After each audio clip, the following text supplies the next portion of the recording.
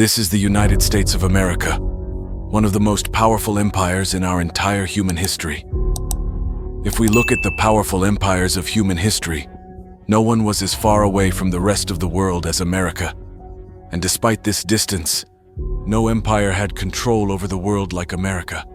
Since 1890, America has been the world's #1 economy. Despite having only 5% of the population share, America controls 30% of the world's wealth and resources. America accounts for 20% of the world's manufacturing, and not only that, but America has a 40% share of all military spending in the world at the moment. Among many other factors, geography plays a major role in making America a world superpower. The geography of North America is so gifted that any civilization which will settle here definitely become a world superpower. The biggest role in making America a world superpower is its river system, and above all of that, Mississippi River. It is the second longest river in North America and the fourth longest in the world, flowing from Lake Itasca to the Gulf of Mexico. 30 other rivers and lakes of America are connected by this one river, and the Missouri River, the largest river in North America, also meets it at one point. This one river has a very big role in making America a global power. The water of 31 states of America is connected to it, and if you measure this route, the length of this entire river system is 4,000 kilometers. The real specialty of this river is not that it is big, but that it is navigable, meaning that the flow and width of the water of this river is ideal for all kinds of ships. If a ship enters America from the Gulf of Mexico, it can go to America's northern border without any obstacles. Such rivers are very important for generating economic activity, as it is easier and cheaper to transport goods through these rivers than by rail and road. The difference is that water transport is 10 to 30 times cheaper than land transport, so it is very easy and cheap for factories and agricultural farms on the banks of the Mississippi River to export their products from here to the rest of the world. Because of this one river, 1.2 million jobs have been created in the entire area. Many American cities automatically become port cities because so many other rivers are connected to this one river. This means that their goods are easily exported by ship from here to all over the world through the Mississippi River. And above all, because of this great river system, America has the largest and most fertile irrigation land in the world, the western side of which is ideal for growing wheat due to its warm and dry climate, while the eastern side is ideal for growing corn and soybeans due to its humidity. That is why the United States is the world's largest corn, second largest soybean, and fourth largest wheat producer. And 92% of America's agricultural exports originate from the Mississippi River, and all of these exports flow easily to the rest of the world through this river. The Mississippi River generates $345 billion in trade annually, and every year here 630 million tons of cargo passes through ships. Only one other river in the world is comparable, and that is China's Yangtze River, which is the third longest river in the world, and 40% of China's GDP is dependent on this one river. Behind all of China's economic progress and boom is the same river that carries 2.6 billion tons of goods every year.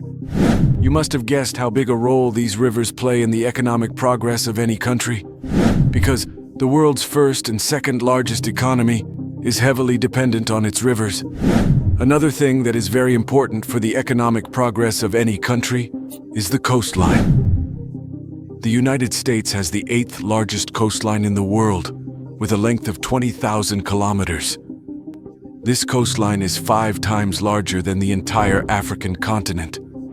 Another advantage it has is that it has a coastline with both the Pacific and Atlantic Oceans, which gives it a natural trade route from Asia on one side and Europe and Africa on the other.